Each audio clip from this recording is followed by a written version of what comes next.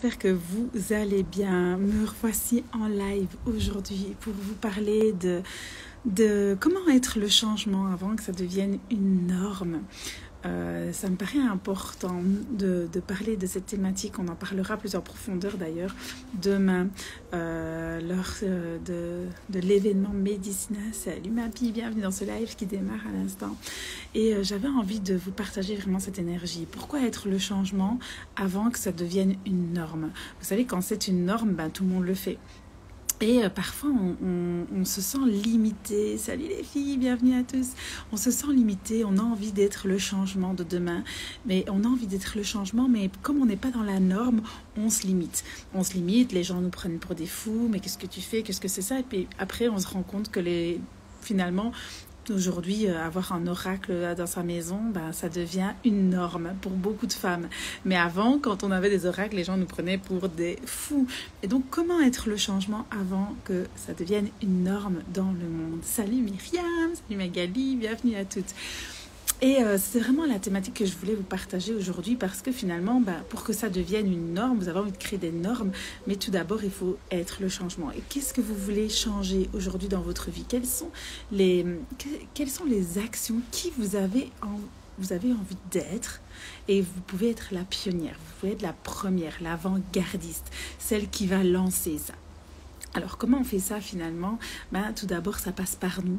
On a tendance à aller chercher, à s'inspirer à gauche, à droite, de tout ce qu'on a envie de faire, de tout ce qu'on désire dans notre vie, à se comparer, à jalouser, peu importe. Mais tout ce qui vous arrive, toutes les choses que vous comparez, là où vous jalousez, finalement, ce sont des merveilleux indicateurs qui vous montrent que, soit vous n'avez pas encore ce que vous désirez, ou comment vous pouvez aller chercher dans les profondeurs, comment vous pouvez aller plonger dans vos propres profondeurs pour créer ce changement, pour créer quelque chose de neuf, que ce soit dans votre vie personnelle ou professionnelle. Comment on peut assumer finalement qui on est et assumer ce changement. Vous savez, parfois quand on démarre quelque chose, quand on lance quelque chose, les gens vont dire mais t'es fou, ne fais pas ça maintenant, tu vas pas lancer ça avec le Covid, la conjoncture actuelle, il y a plein de faillites, ou vous avez envie de rénover votre maison mais ne fais pas ça maintenant, tous les matériaux sont chers.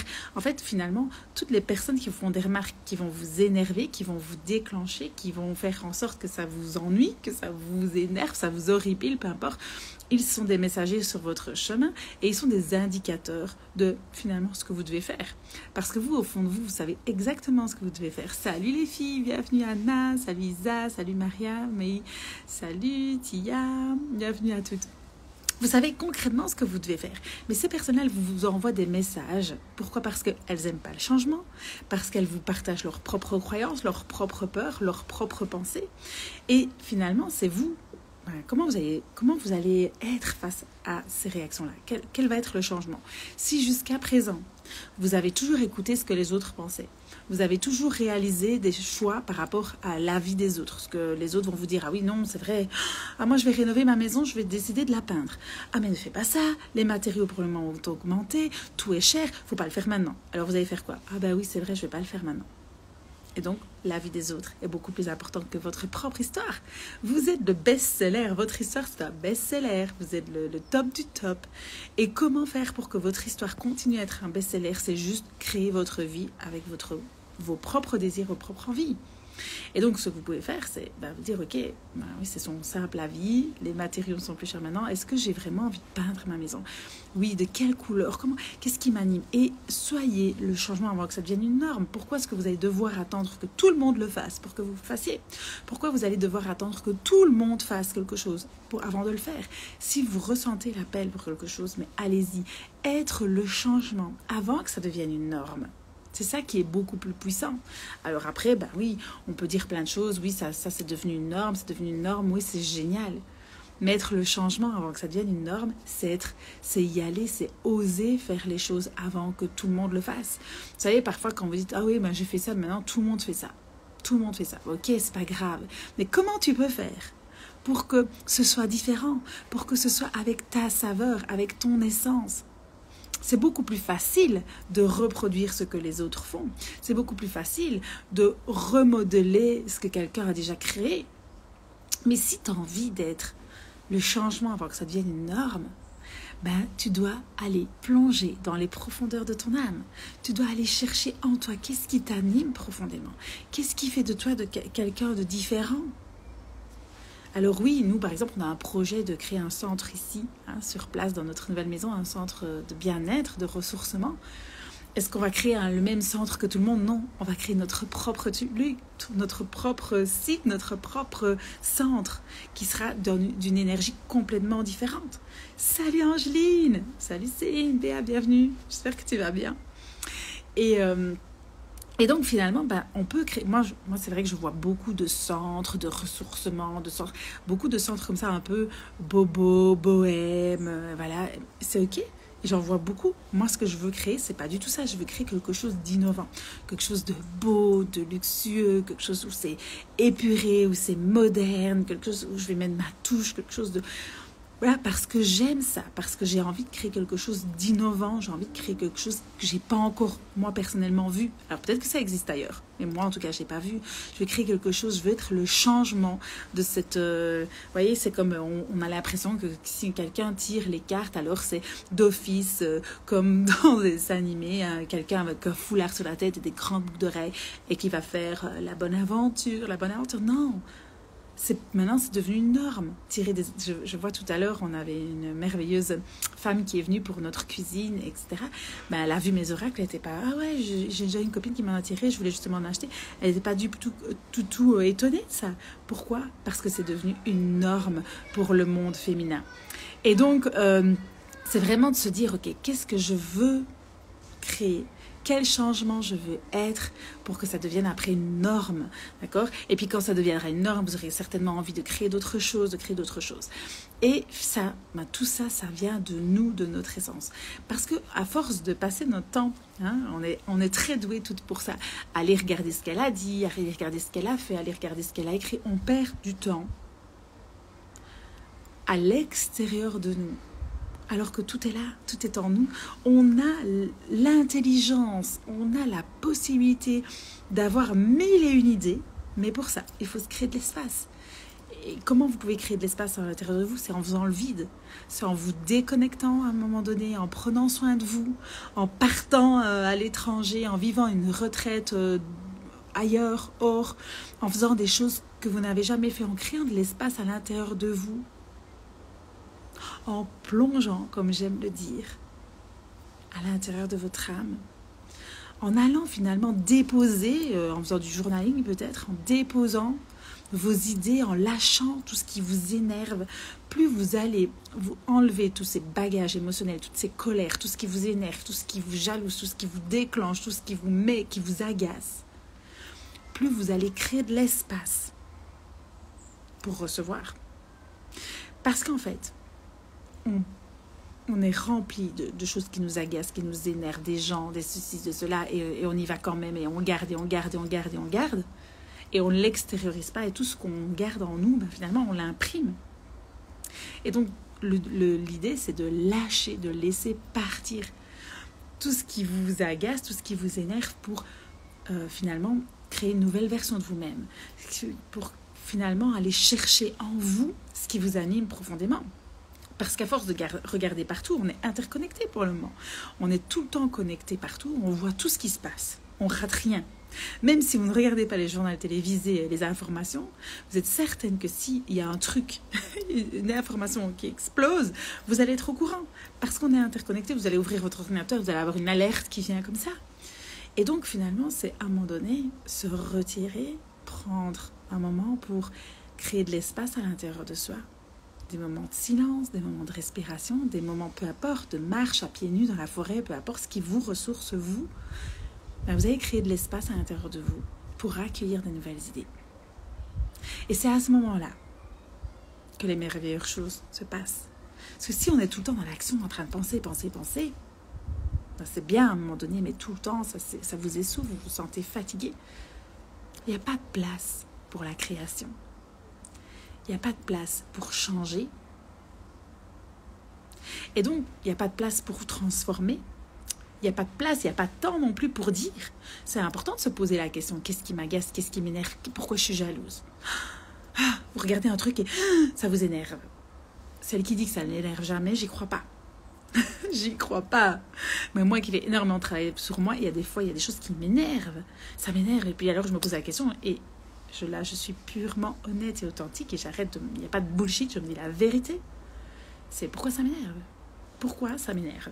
Et parfois, je vais vous dire des exemples qui, moi, par exemple, m'énervent, c'est un copier total de telle personne. Mais ça m'énerve. Bon, aujourd'hui, moi, parce que j'ai travaillé dessus, mais c'est vrai que, voilà, quand j'essaye de créer quelque chose d'innovant, j'ai vraiment envie toujours d'être... Mais voilà, après, on peut donner la recette, on ne fait pas le gâteau. Hein, mais c'est vraiment de ça, c'est de se dire, bah oui, on peut utiliser la même recette, mais c'est pas pour autant que le résultat va être le même. Je suis certaine que si on fait toute la même recette de gâteau, carrot cake, on va faire un carrot cake, chacune va avoir un résultat différent. Alors oui, la recette est la même, mais le résultat n'est pas le même. Et donc, c'est choisissez votre recette pour avoir un résultat différent. Et ça, c'est quelque chose qui m'a bien aidée. D'ailleurs, c'est avec Betty, on avait échangé ça avec la belle Betty Rice, on avait parlé de cette créativité lors d'un échange entre nous deux. Et je me rappelle qu'elle m'avait dit, mais voilà, la recette, tout le monde peut avoir une recette, après les résultats, il n'y a que nous qui pouvons le créer. Parce qu'à certains moments, comme c'est une grande créative comme moi, j'ai aimé échanger sur ce sujet-là avec elle. Et... d'ailleurs, je vous mets l'info parce qu'en fait, elle a fait un témoignage dans mon livre. Donc, je lui ai demandé de témoigner sur une thématique puisque nous avons des points en commun au niveau des enfants, etc. Et donc, voilà, vous saurez tout comme ça. Du coup, qu'est-ce que je voulais dire avec ça? Oui, et c'était très intéressant parce que c'est vrai que quand on est très créative, on fait des choses et puis après, voilà, on voit certains mots qu'on utilise, certains textes, certains écrits qui sont après utilisés. Et c'est de se dire, voilà... En même temps, c'est comme ça, mais chacun doit y mettre sa poudre de perlimpinpin, sa magie, ses étincelles, sa poudre d'étoiles. Et donc, et après ça, vous allez créer une recette merveilleuse. Mais j'ai vraiment, vraiment, vraiment envie de vous dire, et je sais à combien c'est compliqué, mais de vous dire la vérité, d'arrêter de vous mentir et oser dire la vérité. Moi, par exemple, je peux vous énerver et c'est ok. C'est ok, je suis très heureuse. Si je vous énerve, ça veut dire que je mets en lumière quelque chose chez vous. Et donc, du coup, c'est de se dire, ok, salut Julie. C'est vraiment de se dire, comment, aujourd'hui, je peux arrêter de me mentir et de regarder, de dire, ok, elle m'énerve. Pourquoi elle t'énerve? Elle m'agace. Mais pourquoi elle t'agace? Parce qu'elle fait ça, elle dit ça, et ça m'énerve, ok? Et pourquoi ça t'énerve? D'aller vraiment en profondeur à l'intérieur de vous et de vous dire, en fait, ça m'énerve parce qu'elle fait ça, elle dit exactement comme moi, elle fait la même chose, je sais pas moi, elle fait des cercles de femmes, elle est coach, elle est ceci, elle est cela. Et pour elle, ça fonctionne, et pour moi, ça fonctionne pas. Ok, alors là, vous êtes pleinement honnête. Ou... telle personne, elle m'énerve parce qu'en fait, elle peut s'offrir tout l'événement qu'elle veut, elle a ceci, elle a une maison avec sa piscine, elle a ceci, elle a cela, et moi je l'ai pas. Oh, merci. Salut Christelle. Merci Angeline. Non mais c'est ok. Et donc du coup, c'est de se dire comment, en me disant la vérité, je peux grandir, je peux être le changement. Au lieu de tout le temps me dire, de jalouser, de dire « Ah, mais elle a de la chance. » Non, elle n'a pas de chance, elle a créé sa propre chance. Elle a créé sa propre chance. Et donc, être le changement pour que ça devienne une norme, c'est se guérir soi-même pour guérir l'autre. C'est-à-dire qu'à partir du moment où je me dis la putain de vérité, elle m'énerve parce qu'elle fait ça. Même si tu la connais pas, même si elle est uniquement sur les réseaux, dis-toi la vérité. Pourquoi elle t'énerve? Et juste, pardonne-toi de te sentir comme ça. Accueille l'émotion, accueille la colère, accueille la tristesse, accueille la rage, accueille ce qu'il y a. Mais juste dis-toi la vérité. Parce que quand tu te dis la vérité et que tu la transformes après en amour en disant écoute, franchement, je suis désolée de penser ça de toi. C'est vraiment, ça m'appartient, c'est pas toi en fait. C'est juste, je suis tellement heureuse pour toi finalement. Mais vraiment, honnêtement, finir par se dire ok, je te demande pardon, même si elle ne vous connaît pas. C'est vibratoire, c'est énergétique. Demandez pardon. Merci de m'avoir montré qu'en fait, c'était chez moi, qu'il y a quelque chose chez moi à travailler. Et donc, du coup, je me guéris, je m'assume. En tout cas, j'avance petit pas par petit pas. Et si je vais mieux, les personnes autour de moi vont mieux. Si je le fais, je montre l'exemple autour de moi. C'est tellement plus sain, c'est tellement plus beau, c'est tellement plus doux. Et pour ça, il faut arrêter de se mentir. Il faut juste être purement honnête avec soi-même. Combien de femmes qui disent « Oh non, moi je suis contente pour elle ». Mensonge. Non, dis-toi la vérité, on a été élevés là-dedans.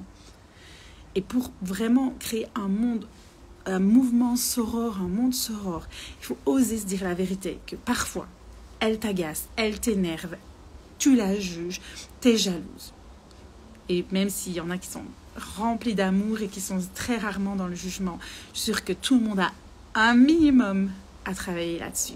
Et si vous regardez ce live, c'est certainement que vous avez aussi à travailler là-dessus. Et j'ai aussi à travailler là-dessus. Parce que, en fait, je crois que c'est un éternel travail.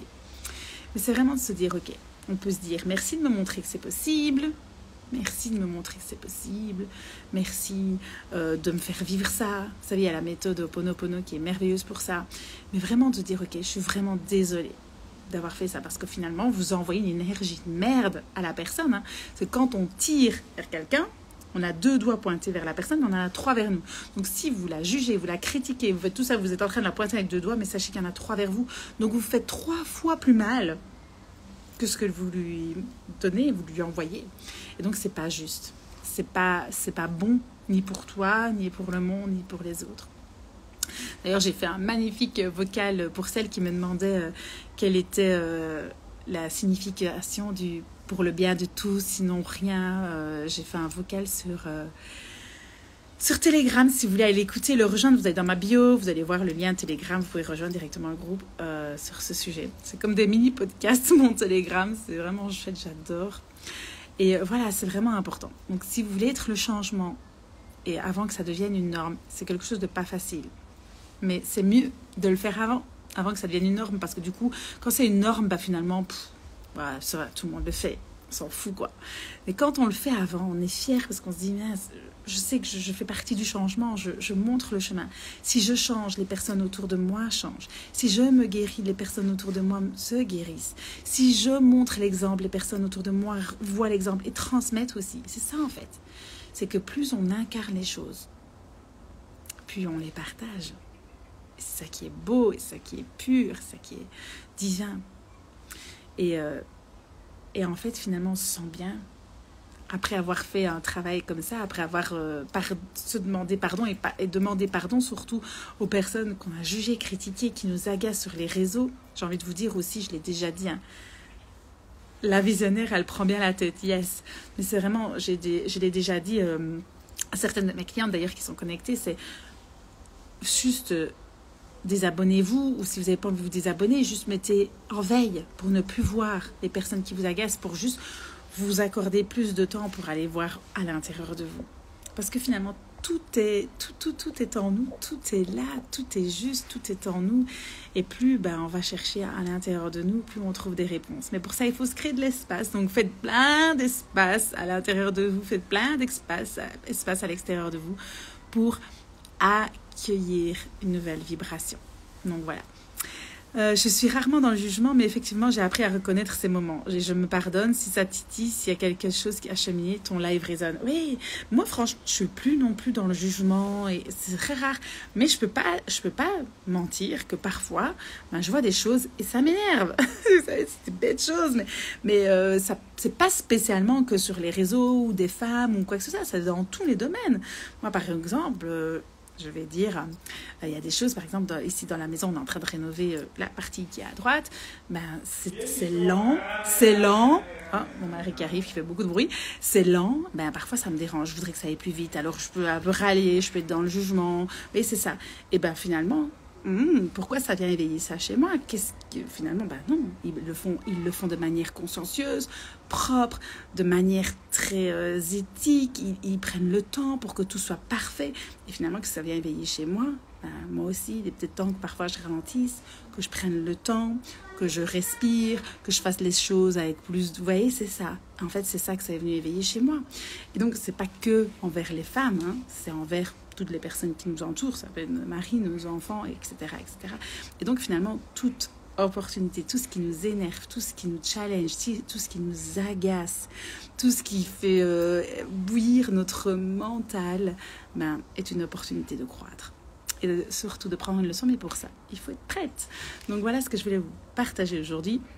Si vous voulez aller plus loin dans cette thématique, sachez que demain, il y aura Médicina. Vous êtes plus de 60 femmes inscrites et je vous prépare quelque chose de vraiment beau pour se guérir et guérir les autres du coup. C'est vraiment ce que je vous partage là aujourd'hui. C'est plus je me guéris, plus je prends soin de moi, plus je fais attention à tout ça, plus je me libère de ce que je dois libérer, plus je crée de l'espace et je partage cette vibration et cette énergie aux femmes qui m'entourent, aux personnes qui m'entourent.